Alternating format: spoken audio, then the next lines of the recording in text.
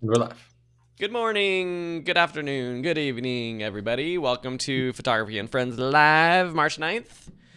Sam and I are in the building today, and Will is out on his shoot that he's been on for a while. So, while people tune in, if you're listening live, let us know in the comments where are you listening from. We already got Greg from St. Louis, the big Z fam in the house. What's up? Sam, how's it going? Oh, Um, it's going. It's going. yeah. Excited, just excited. I feel like there's a lot of cool stuff in the works right now, and another atmospheric river about to hit California for the next Yeah. week. So, lots of computer time and indoor time, and yeah, no, life is good. Life is good. How are you doing? Good. Yeah, I was super busy with stuff. I think like the maybe the rain does make me more productive during the day, and I'm also like I feel like at the beginning of the year I'm always more productive than at the end of the year, and I've got a couple family trips coming up. Going to Cleveland to visit friends in in April, and Okay. then Idaho in July. Both of those are going to be like week trips with the kids and stuff, so it'll be big. And so I'm trying to get a lot of work done. All, courses prepped, content out, scheduled, Mhm. ready to go for those things. And so being good. And I went up to the snow yesterday, which is crazy. It was like a 20-minute drive from my house to go play in the snow. It's just like weird. Yeah. um, Man, we drove because I was down Baja California for a little bit, and I drove back right after all those storms. And so mhm. from like Idlewild and like from Palm Springs Oh, area, yeah. um, and like the five was closed, the Grapevine, so because of all the snow, and then like Santa Barbara had snow, San Luis Obispo, the mountains had snow, like everywhere just was, coated with snow. Yeah. But what's wild is that it's been so cold this week that there's still snow up there. Like it's Yeah. still holding actually. It's Yeah, it was the lowest I'd been up to just Mount Baldy near us, like to see the snow. And I know it snows lower than that sometimes, but usually it's like we just don't get a chance to go up there. And so yeah, it is crazy that's how low cool. it is.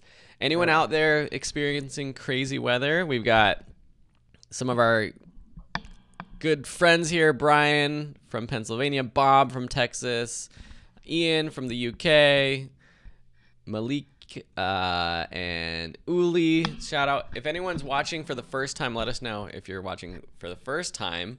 And we are going to be going over today last week's challenge and then just answering questions.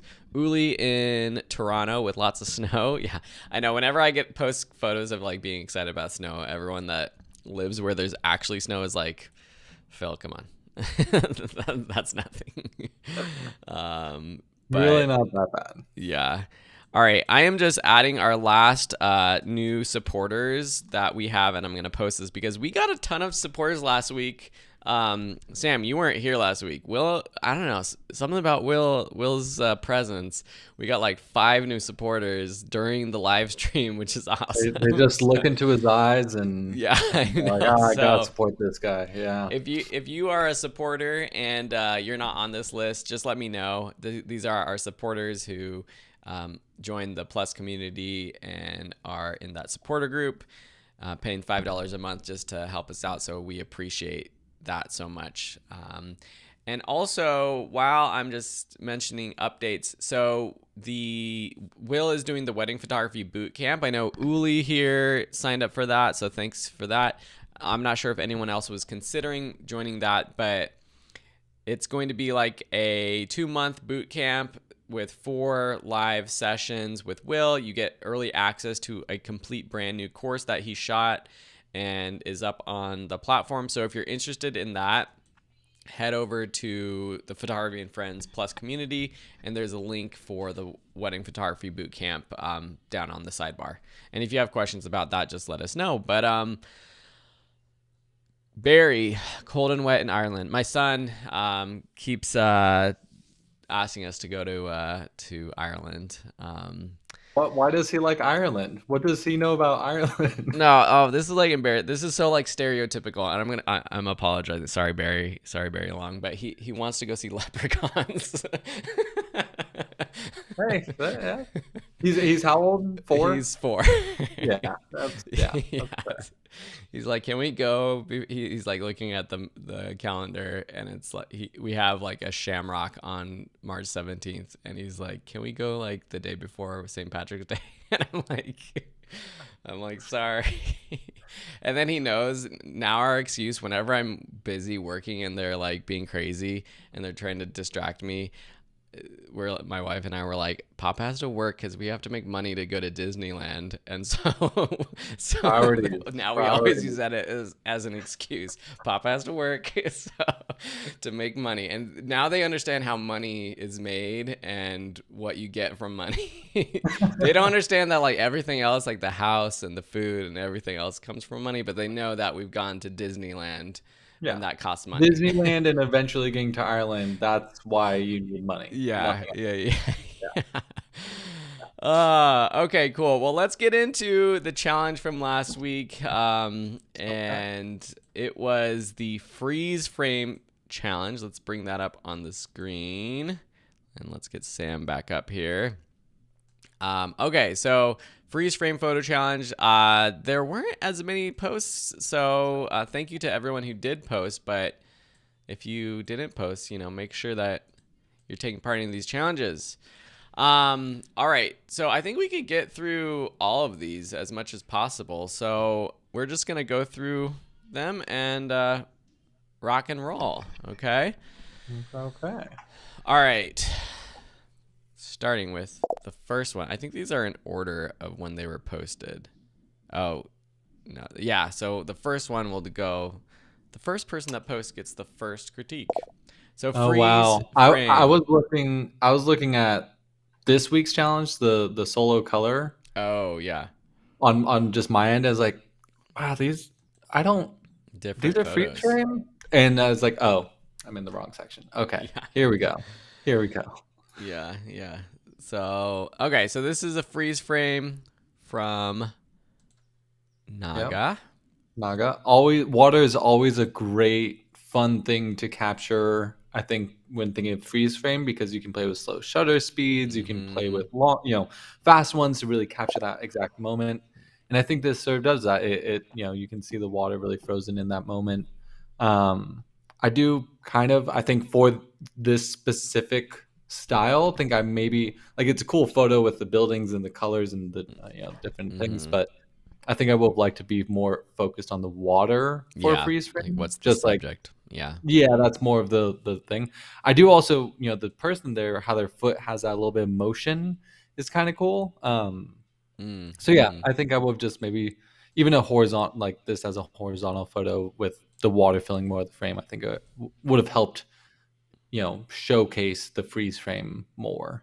Yeah. But Yeah. yeah, yeah. Cool. But Yeah, fun I place to take agree. I photos think though. focusing on the water as the subject would have been better. All right, Kenneth, this definitely qualifies as a freeze frame. These Oh yeah, hummingbird shots are super crazy. I'm curious what your shutter speed was. It must have been like fast. 2,000th of a second or even higher to Yeah. get those wings so in focus like that.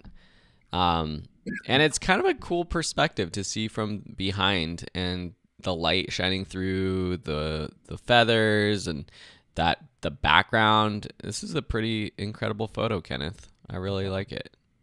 Yeah, really, really wonderful moment. It's a And I'm little sure it's probably cropped to get that yeah, like yeah. that, but great place to take photos of a hummingbird. I mean, I'm curious if like right off to the left of the screen is the hummingbird feeder. Mhm. Um, but yeah, really, really nice freeze frame. Yeah. I love hummingbirds. I the Instagram videos of people capturing the hummingbird things, and they put their camera and they somehow get the feeder attached to the camera, so they get Yeah. like the hummingbirds right there. No idea how you do that, but I'd love to spend a day just. I'm going to plant a bunch of flowers in my yard just to attract hummingbirds, I think. Yeah, I'm excited for the spring. We get some bird. We're getting some birds now, but we've got a lot of like California native plants, drought tolerant plants that are gonna have a bunch of flowers for birds and insects to explore. So here's a snow day from Kyla.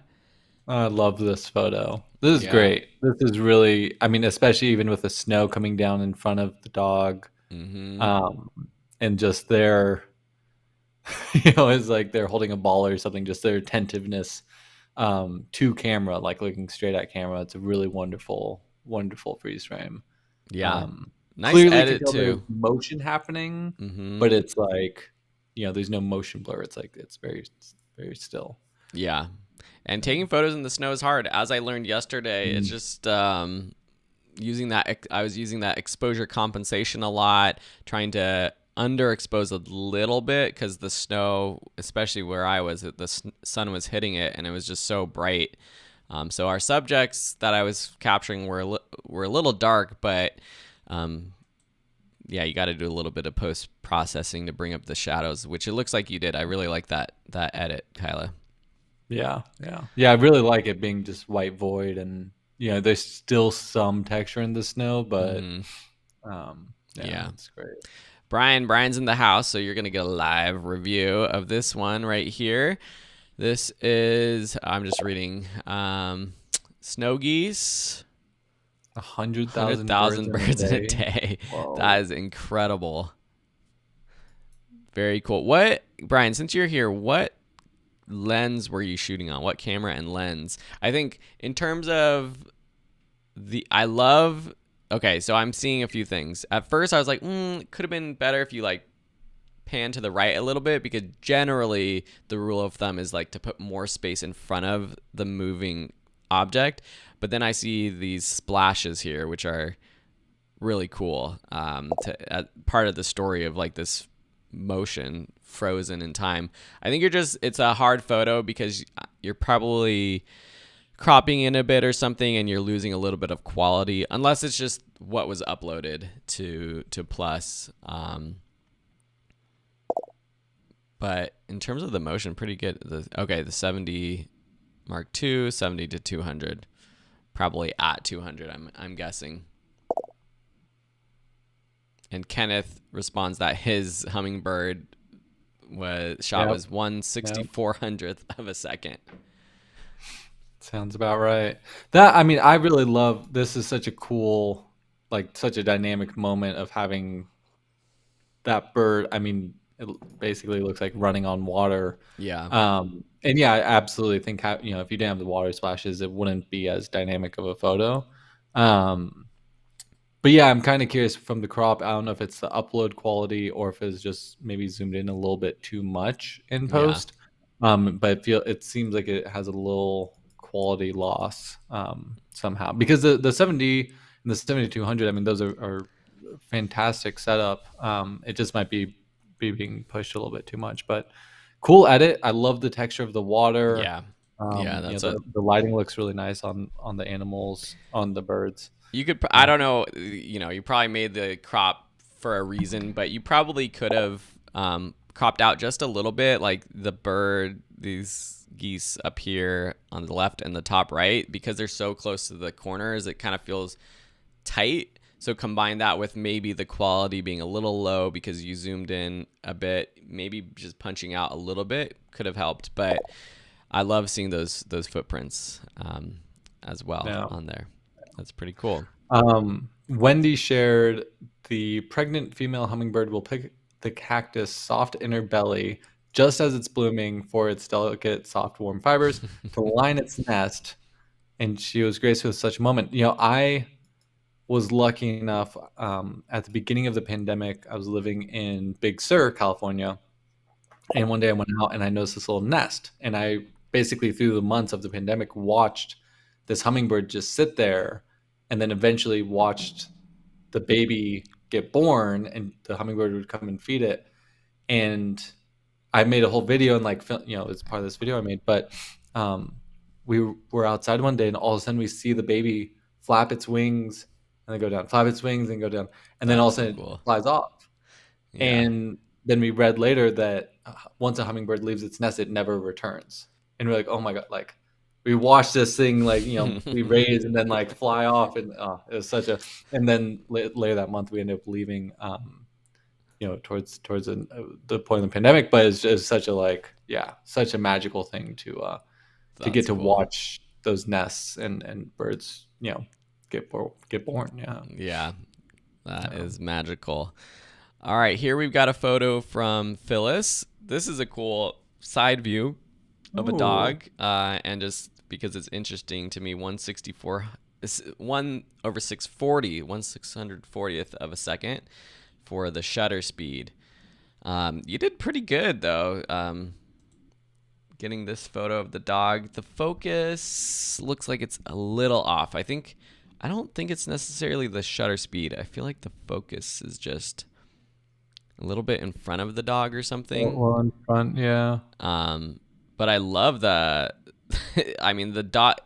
You can see how dogs run, and that all four paws are off the ground at one time in this My dog shot, was which is pretty cool. running very fast in that moment, I'm assuming. Yeah, that's a Yeah. tough shot to get. I mean, that's the only thing I would say is, focus a little bit off, but I really like it. I do like how you see this reflection in the foreground as well. That's pretty cool. Yeah. Yeah. It kind of looks like my dog, actually, Ashby. Where are you? Yeah, I and so one thing that might have helped this, Mm-hmm. it's broad daylight, and I think going maybe to like an F8 or F11 would have helped that. I wouldn't go beyond F11, but maybe F8, F11, which would reduce your shutter speed, but you probably want to keep that high. So going to like an ISO 400, Mm-hmm. um, I think a lot of people get like ISO 100. Absolutely, you're going to get the best detail, but ISO 400 is still going to be plenty fine. Yeah. Um, Yeah. and it enables you to shoot at a slightly higher shutter speed and higher f-stop in these moments, which will just make getting focus easier. Yeah. Or the dog is just moving. I can't really tell. It does look like it's focused maybe on those water droplets just in front of the dog. Yeah. And That's what I maybe it's just think. a tad Yeah. slow, right? Yeah. Yeah. No. Just But cool. practice. Just practice. Yeah. On 3D tracking. I've never used the Nikon D3300, so I don't know what 3D tracking is, but you could play around with your tracking options as well. Yeah. Oh, this is Going out and taking photos with the dog is a great way to practice. That's yeah. just fast moving object. They're gonna Or go go all to over the like a place. street with cars going by a freeway, highway, where it's more you kind of know where the cars are going to be positioned. Can help too. Yeah. This is a very cool shot. Oh, I love this. Tanya, I like that a lot. It's not like super fast motion, but it's a freeze frame of like this moment captured in time. And I kind of like that it's off to the left of the frame. I mean, I could have also seen how you would have wanted to crop it like portrait or pan to the left a little bit, but it's also kind of cool to have her like walking off the frame like that. Yeah. Yeah. It's like this is like lighting is everything. Light Mm-hmm. like if that one spot wasn't highlighted with light, and if there's anything off to the right that was highlighted with light like that, it Yeah. wouldn't be as dynamic of an image. But because Yeah. it's has that there, it is just so interesting and dynamic. I agree. I probably could have cropped it like on the right where the tree is, and then maybe on the top a little bit, just bring in Mm-hmm. some of that negative space. Yeah. Um, but capturing her right there with the spraying is that's a great moment. Yeah. That's very cool. No. All right. Welcome, Brittany, in the house. What's up, Brittany? Good to see you here. Jose Torres posted this photo called Oh, Jack's cool. Flow. Nice night photo. Actually, gonna get a better shot right here. That's cool.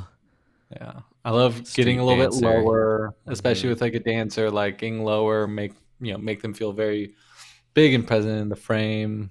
Great moment. I mean, just up on their toes, basically. Uh, Mm-hmm. Mm-hmm. a lot of motion felt in that moment. I feel like I could have. I want to be like even a little bit closer to them. Like I feel Hmm. like a little less headroom, but it's nice. It's well balanced with the buildings in the background. I think Um, the angle works okay, and maybe lower would have been a little bit better, but because they were low, this dancer's head is not like there's not just like people behind his head that would be like kind of mhm. distracting. His head's right Yeah, here framed by like the black or the sky in the background. That's nice. yeah, I don't know yeah. what trying to use like in Lightroom the transform tool to straighten out these buildings that are kind of warping. There's like a lot of lines like this, even the street line that might have made it look weird because it might have like made the people a little distorted, but I would be interested to see these building lines like straight up and down vertical. Mhm. But Yeah, and pretty capturing good. his head right there between the two buildings too. I will say that's when looking and with the dancer, it's really hard, right? They're moving a ton, but getting it so that your subject isn't overlapping, like Phil said, with the people behind, or even just the buildings behind. Like having it Hmm. in that sort of empty zone really, really helps the image. So yeah, Yeah. great capture. Let's see. We got a few more. So this one is by Matthew Locke during a Oh firework yeah, festival near my house in Mexico. Giant paper mache animals with thousands of fireworks. Yeah, that's a moment. That's cool. yeah. There's a That's lot going on fireworks are here. always a good one. Yeah, that couple off to the right, sort of like shielding themselves from Yeah. it.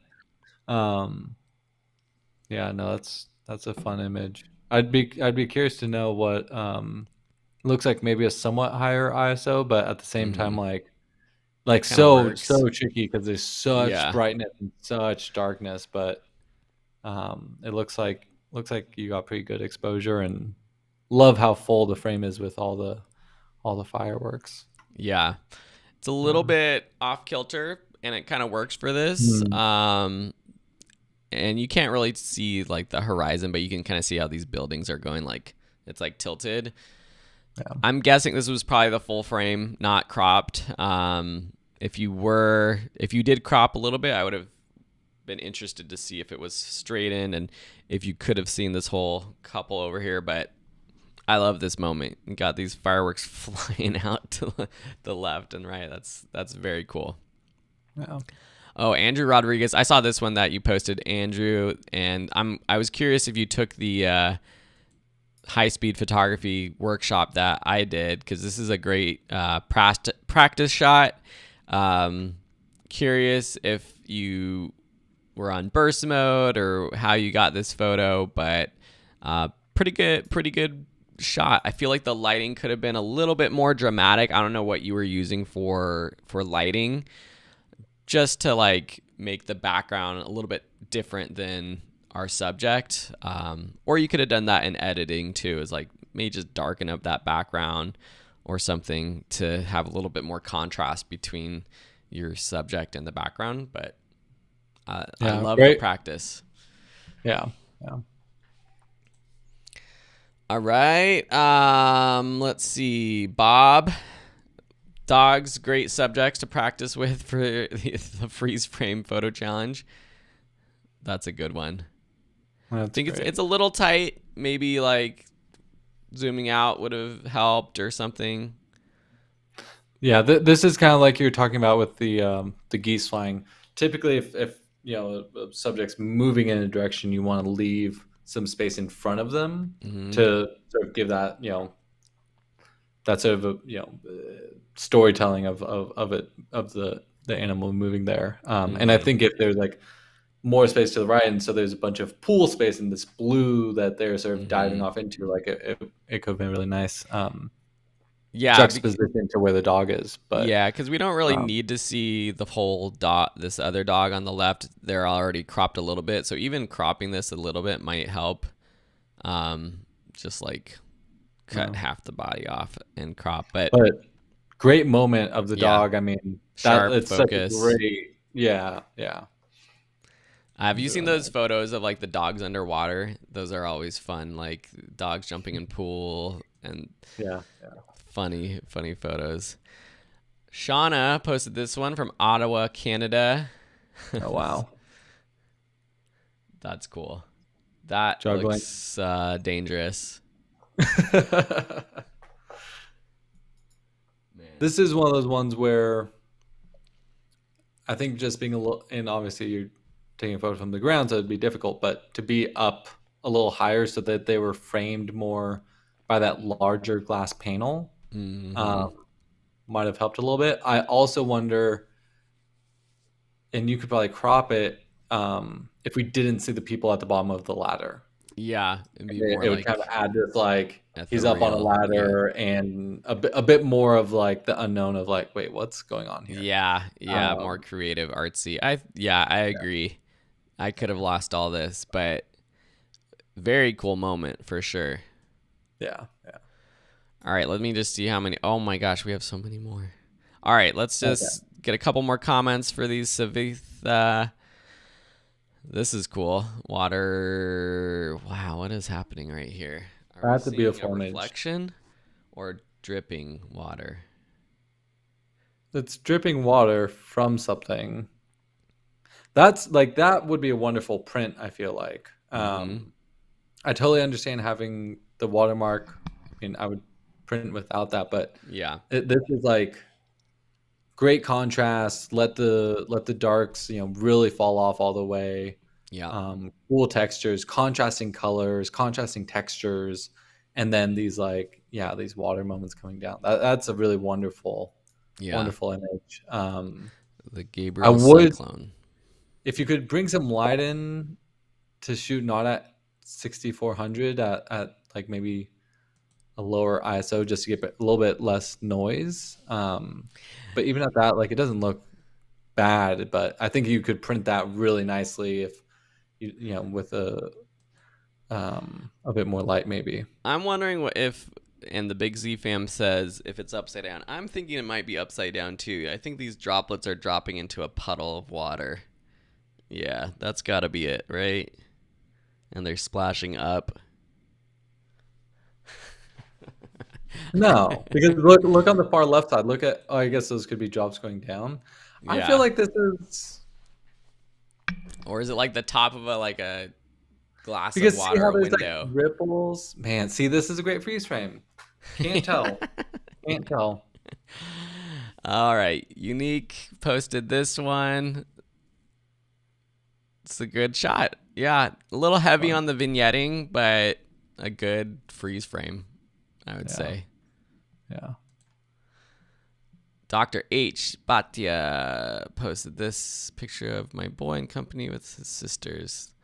Oh, yeah, that's a classic freeze frame. That's awesome. That's a hard photo to get. Get all your kids to jump up and down at the same time. I like it. It's a little soft. I don't know if like there was a little bit if you use the denoise a little bit too much, I feel like, but Yeah. It looks like it's been a little softened, maybe a little bit too much, but um really nice moment to capture. yeah. Yeah. Indiana posts this little baby mini horse. That's cute. That's great. It looks like maybe the focus was a little on the background more, Yeah, maybe. We just need a to little just bit maybe, punch but up the contrast a little bit on this photo. It's a little yeah, flat, I feel like. yeah. Bring down those blacks, bring up those highlights just a bit.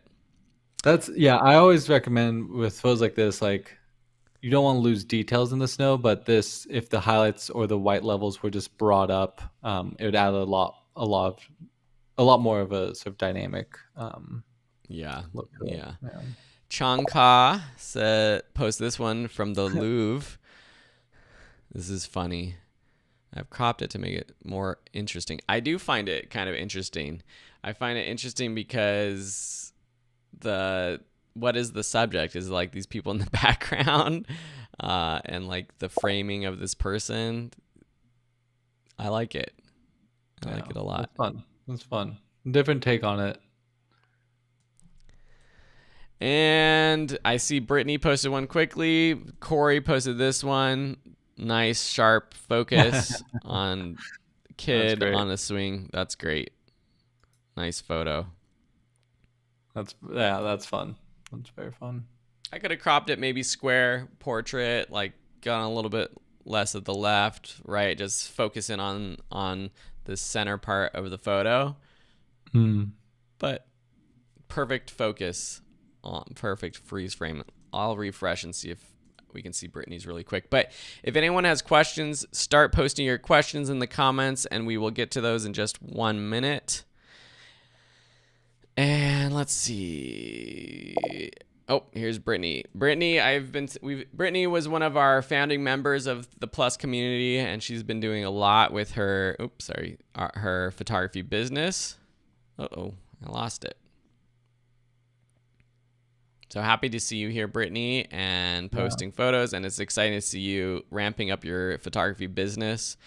Yeah. Congratulations on all the photo shoots lately. It's been really fun to see your new work and working in that studio space. I feel like I'm not sure if this is there, but there's so many different backdrops and sort of areas that you've been taking photos in that have been adding so much to your work. Um, yeah, no, this is a great freeze frame.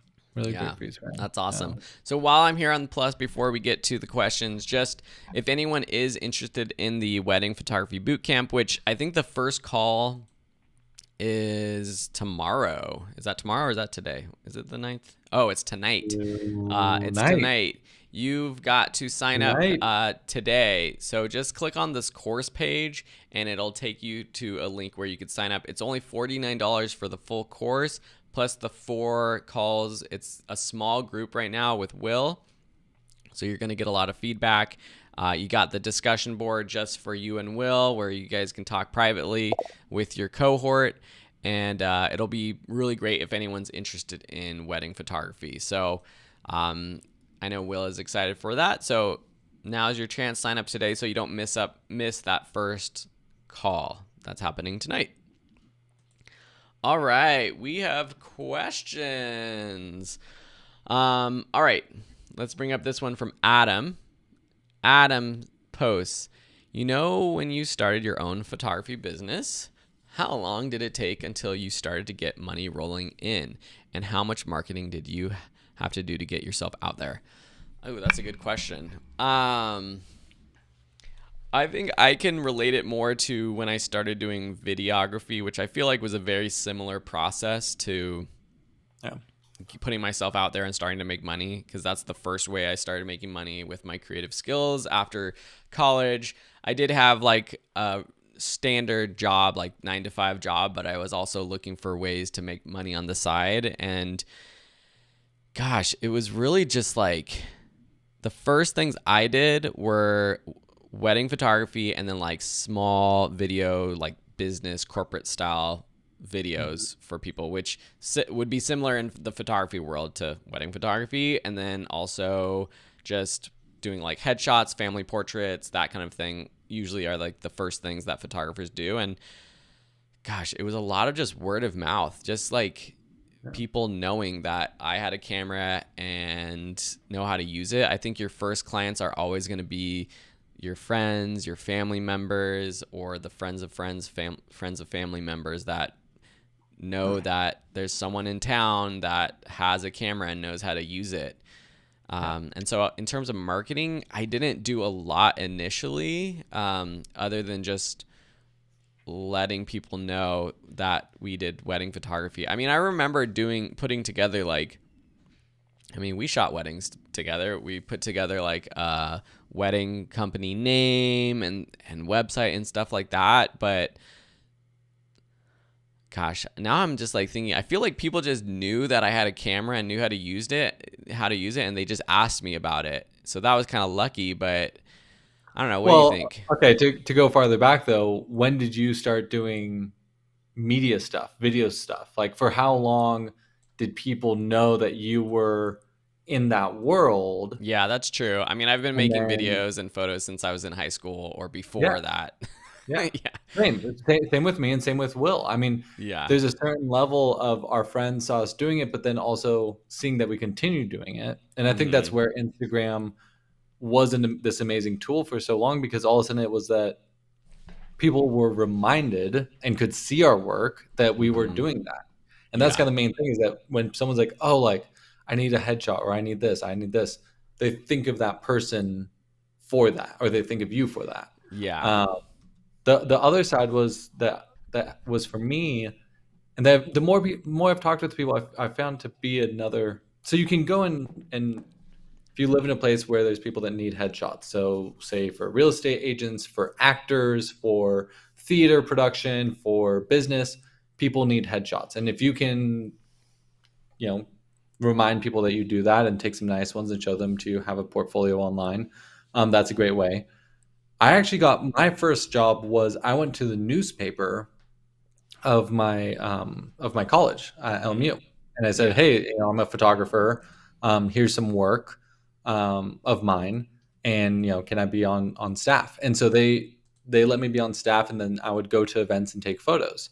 But through that, I would talk with people in different departments. I would talk with different, the people doing the events, and that led to me working with Red Bull, doing like snowboarding stuff. That led to all sorts of other work, and my friend that we had on here recently, he went and worked at a car dealership.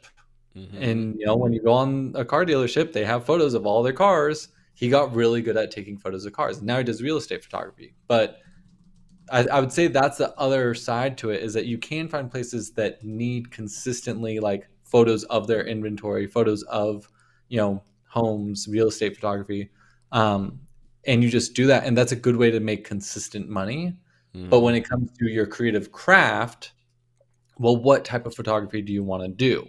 You Yeah. need to practice that, and you need to do it well, and you need to get people's eyes on it. So if you want to do portraiture, you know, it, I'm all about making money, but like, go take portraits of your friends. Go Yeah. do it for free. Get yourself out there and get better at it. Like, get good at it, and Mhm.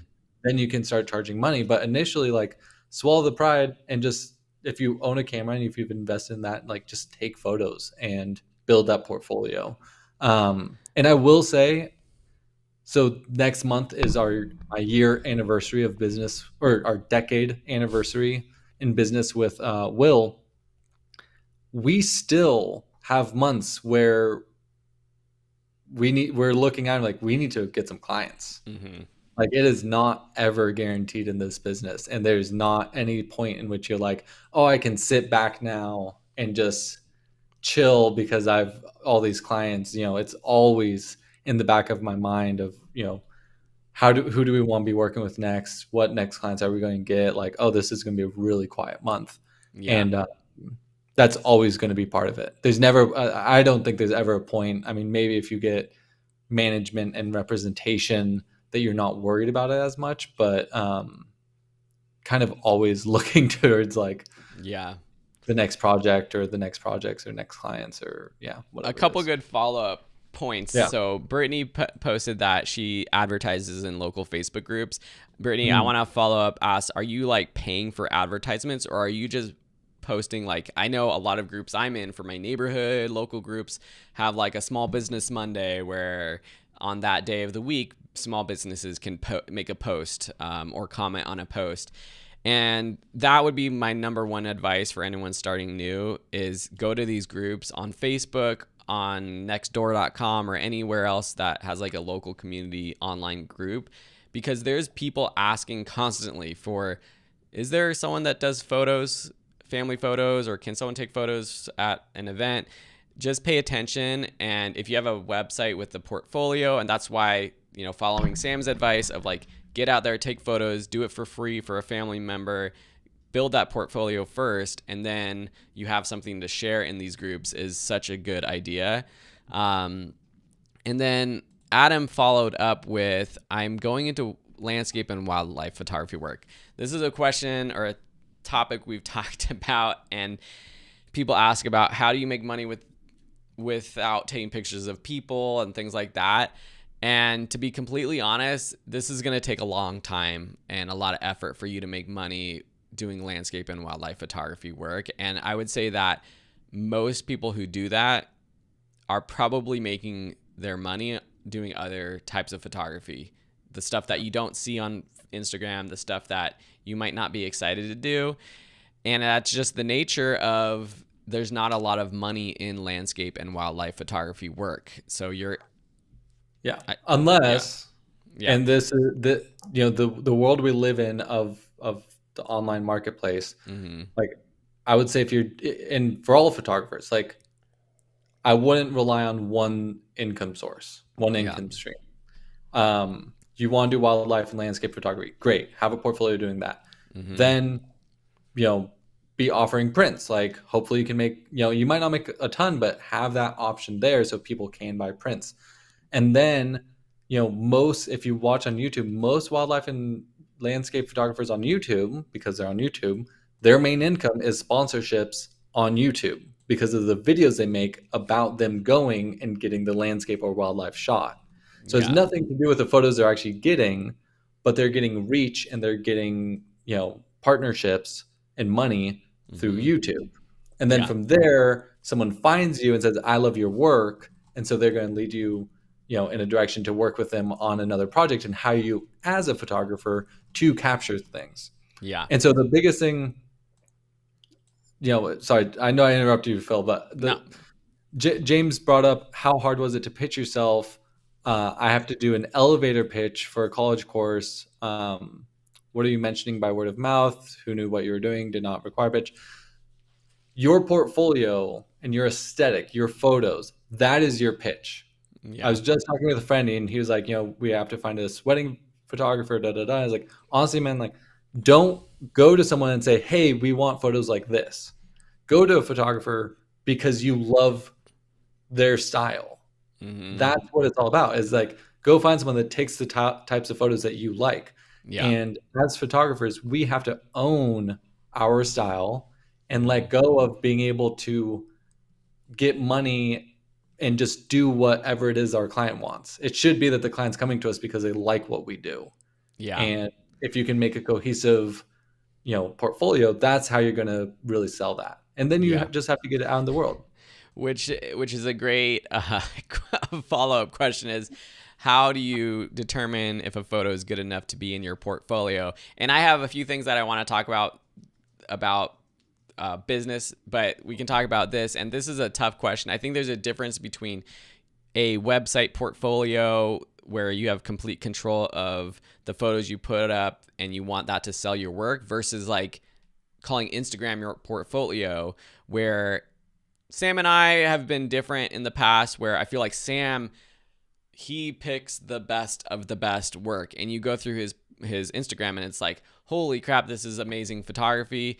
But I know Sam probably takes a lot of photos that are not in the genre that his typical Instagram photos are, that he doesn't want to put there, or photos that he might not think is good enough for his Instagram. Whereas I'm a little bit more lenient in just putting as many, not as many as I can, but like more often photos that combine like personal family photos with the stuff that I'm interested in, like wildlife and landscape photography as well. And so I think there's like the difference between what's on your portfolio on your website, what's not. I think we've talked about this. I'm going to post a couple links if I could find them. One is a link to, I believe we did a live stream about building a portfolio, unless it was with Brittany. Brittany, remind me, it was like a hot seat session with you where we really Yeah. dive deep into building out your portfolio. But then another video for people who want to start a business is this one here. So this is an interview that you and Will did with Nicholas Satarsky. And Mhm. he's using an interesting strategy of using Yelp and paying for Yelp ads to ramp up his wedding photography business. So I'm going to call this Photo Business Interview. And that's on Photography and Friends Plus. So definitely check that out. And then another couple quick tips that I'll mention for anyone who's starting a photography business. So go to Google and just search for wedding photographer or family photographer, and you'll see a number of photographers pop up. These are going to be the same photographers that pop up if anyone searched for that photographer on Google. And that's likely going to be either Google or Yelp is going to be the first place that someone searches for a photographer if they don't know of someone Oh my already, gosh. right? Look at all these photographers. I had no And idea this was a thing. the same photographers that show up in these first results on Google, like literally after the sponsored, are the businesses, and they're the businesses that are on Google Maps. And so if you're starting a photography business, make sure that you start a Google business profile that is tied to an address in your area. If you don't want to put your home address, you can get a P.O. box at most local, and this is for the States. I'm not sure how it works in other countries, but create a business address. I'm just going to Google how to start a Google business profile. Sign up for a business profile. Go there and sign up for a business profile. You will add your address, and that's going to be the quickest way that you can start showing up in Google search results for your local area. And then do the same Yeah. on Yelp.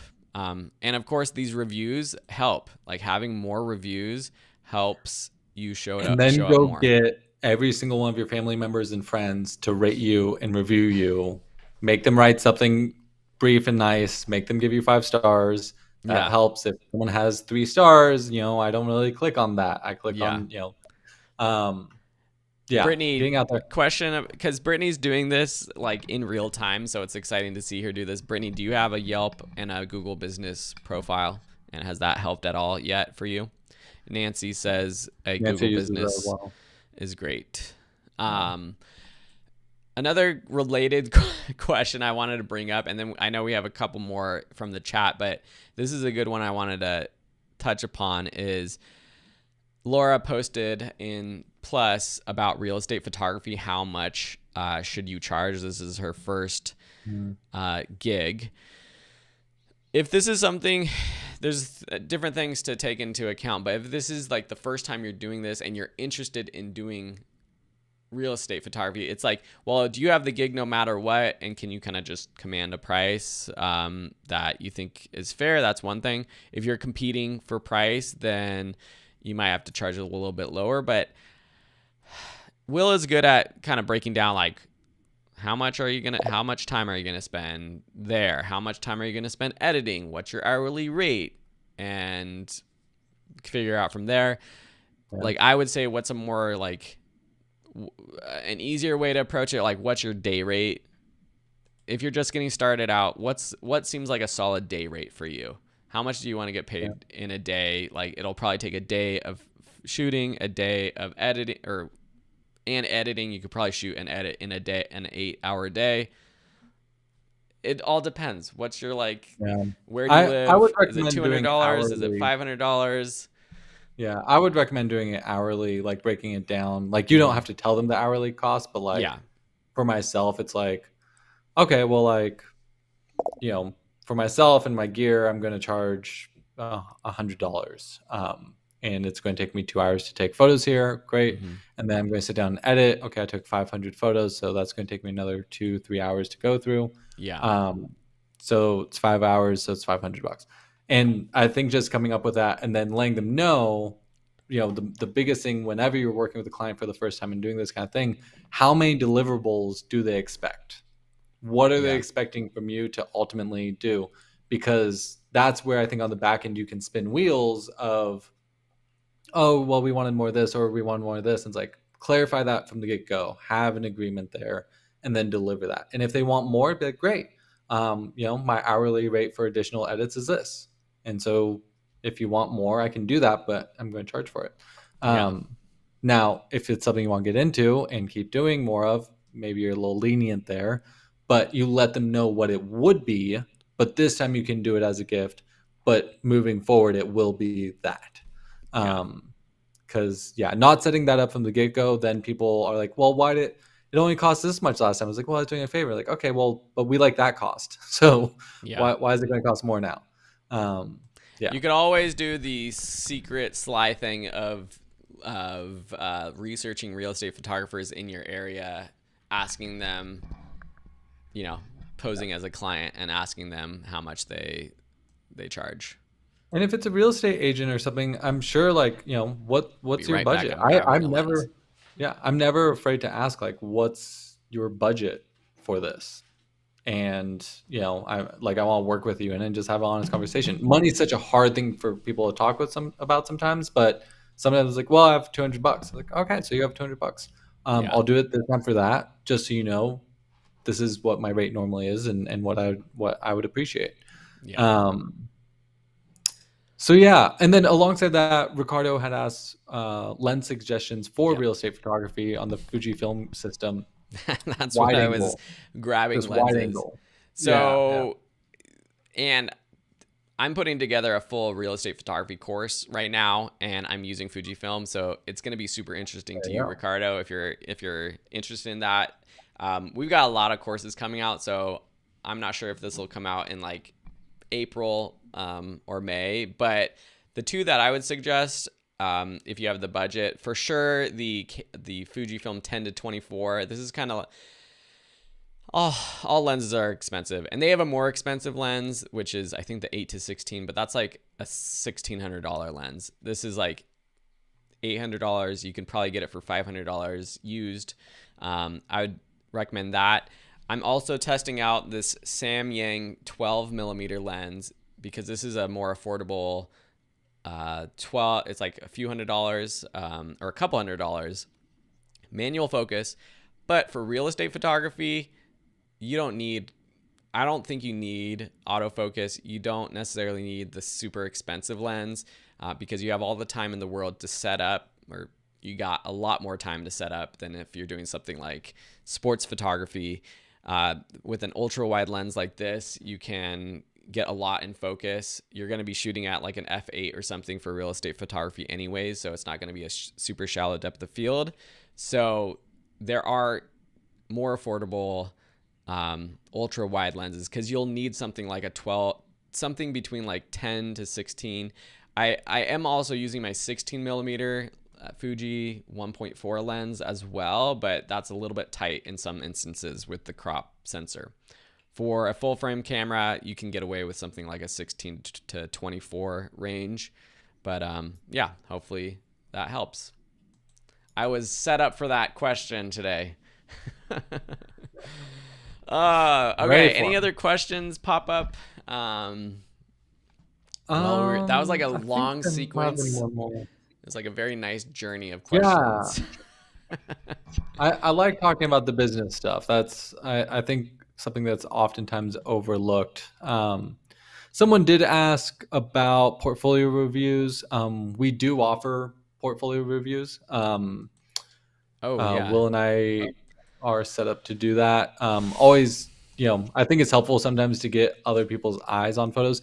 I'll put together, maybe not my whole portfolio, but I'll put together like a selection and send them to just friends, family, and just, ask them like, hey, what are your 5 favorite photos in here?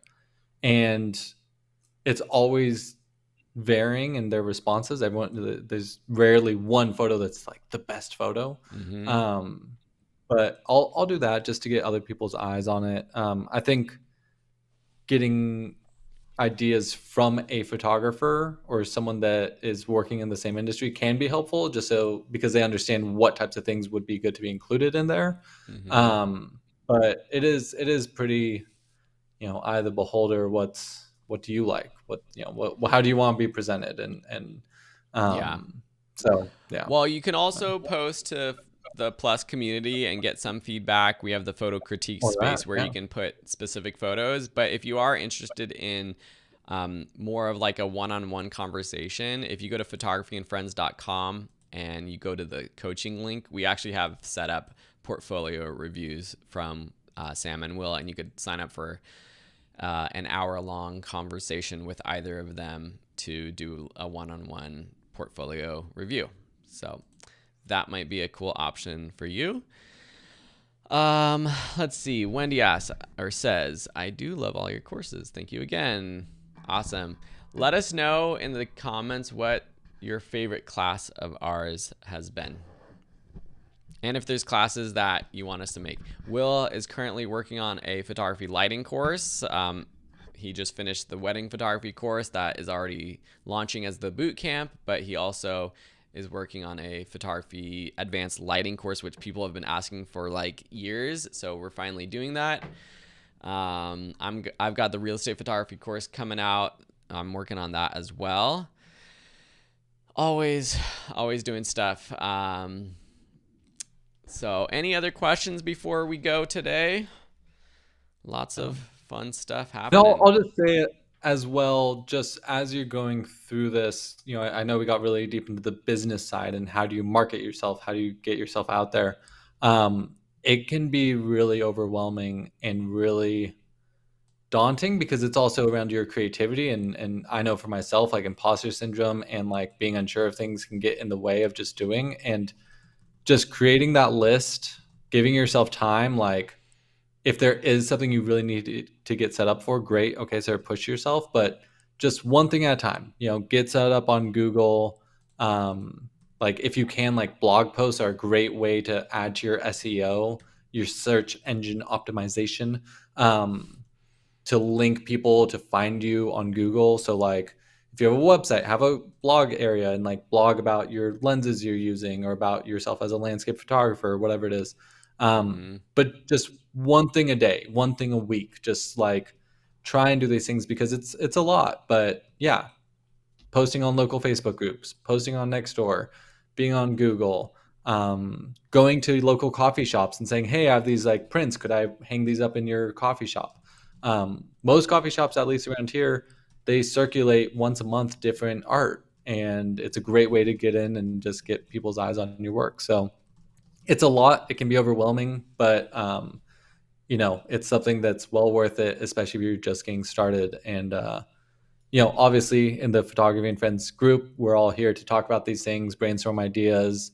I'm sure people would be happy to look at your portfolio and give feedback. Um, yeah, yeah. Got Oh, okay. Ricardo, Couple the more age-old questions. question. Yeah. The Before we get to age-old that, and question. that'll be our last question. I just posted a link to this awesome live stream that we did with Brittany, who's here live, and this we go over a lot of portfolio things, and then also. Adam, you asked about a wildlife and landscape photography course. We actually do have that. Not sure if you've taken it. So if you go to where our courses, if you go to courses here, we've got the landscape photography course, which is a fan favorite. A lot of people like that. You kind of just follow us on a journey going out capturing landscape photos. So I would definitely check that one out. I also have a more specific, where's my landscape photography workshop, which I think would be very beneficial to you on the left as well. We don't have like we don't cover so much like the wildlife, like I'm thinking like animals and plants and stuff in a specific class. So that would be one that we should do as well. But let's get to this lot. So check that out. That's on Plus. You can get to those links, or just go to links to our courses can easily be found at videoschool.com. So videoschool.com, and then just go to the photo link at the top, and this is where you could find all of our other classes, which a lot of people don't know. We have so many classes that are already out there. I even have a specific landscape photo editing course, which is pretty cool. And you can get all these classes as a Video School member, or you can just buy them individually as well. All right, that last question, which was a good one, was what would you suggest? Buy one or two lenses or buy a new camera and one lens? Okay, but first, Ricardo, what camera and lens do you have, or do you have ideas that you're trying to figure out this for? Because I think that changes a lot of things. I Sam, you think have it's it. pretty rare that I would say to buy a new camera. Yeah. There is a point that certain cameras can be limiting to what you're trying to do. Um, but I think lenses will make the greater impact in your photography. I think having, if you only have, the 18 to 55, sort of standard zoom lenses that come with a camera, getting a prime lens or getting a higher end zoom lens is going to go a long way. And really, like, a quality lens is everything. And you can take photos on a 10 megapixel camera that doesn't have, tons of burst and, all the options, and it's going to work great. Okay, here we go. Fuji 5614 plus a 10 to 24 or XT5 with the 1.4. And what What are you Fuji do you shooting on? have? Yeah, that's my question. What are you using? Because those are two dramatically different lenses that are for different purposes. If you want to do portrait photography, that 56 is amazing. And then for landscape, you mentioned doing real estate photography, that 10 to 24 is also awesome for that. I think before you answer, because there is a little bit delay, if you're on anything like the XT2, XT1, or a comparable Fuji camera, I would potentially upgrade. I'm on the XT4 now, and Ooh, I'm not. XT30 Mark II. Hmm. Mm, that I might upgrade cameras. The XT30 is a great camera, but let me just bring up the specs versus XT5. I bet you could find an XT4. I know the XT5 is the most recent, but the XT4 you could save some money. Yeah, Still an amazing camera, and get both those lenses still. Um, yeah. The new so the XT30 came out in 2019. Oh no, 2021. That's a new camera. I forgot. So that has the same sensor as the XT4. So pretty much oh, a very similar camera to the XT4. I would get the lenses. I don't think the XT5, I think the only major crazy benefit is that it has the new sensor, which is a good reason, but I would get the lenses. I don't know what your current lens setup is, but I think like in terms of like focusing and that kind of stuff, I think your camera is going to be pretty good. If you are on the original XT30, I would probably say upgrade cameras. But yeah, the Mark II's, that's a great we can camera. continue this conversation in Plus if you have follow-up questions, Ricardo. Yeah. Absolutely. Oh yeah, it's time to Time to get, get get going, move moving on with with the our day. lives, say bye to our friends. Yeah. If you're here still with us live, hit that like button. That we really appreciate that. And also, we did get one new supporter. Thank you, Priya, for supporting us. Really, really appreciate that. These help inspire us to continue doing these live streams every week. Pay for the platform, the community platform. If you're not a member of Plus, you can join Plus for free by going over to photographyandfriendsplus.com. It's free now, and it's a great place to join us to post your photos for the weekly challenges, which this week's challenge is the solo color challenge, which is pretty exciting. So I want to see more people posting to the challenges this week. This week's challenge is solo color. So the idea is to fill your frame with similar colors, a color. Color. A color. Yeah. And we already got some posts, so we got some Yeah, interesting. there's some good ones in there. There's some good Oh, ones. nice. Cool. Well, that's exciting to see people posting. Oh, that's Bob. That's awesome. I love that. All right. Anyways, Sam, see you on the other Thank you, side. everyone. Everyone else, hit Yes. that like button. Thank you. Love you all. And we will talk to you soon. Bye.